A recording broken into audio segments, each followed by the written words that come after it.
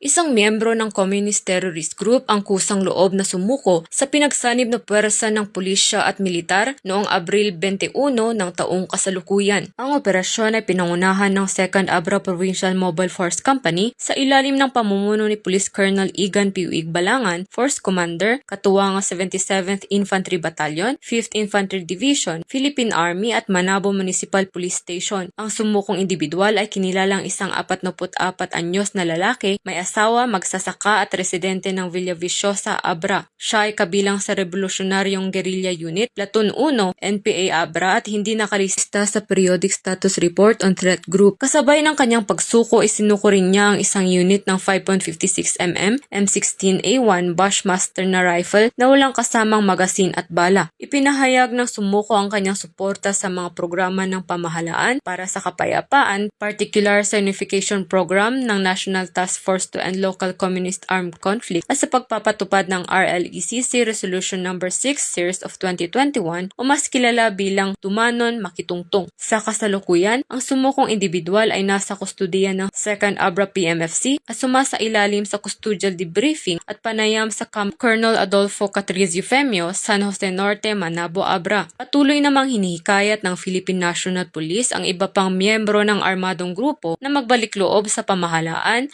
at samantalahin ang mga programang pangkapayapaan tungo sa isang ligtas at maayos na pamumuhay.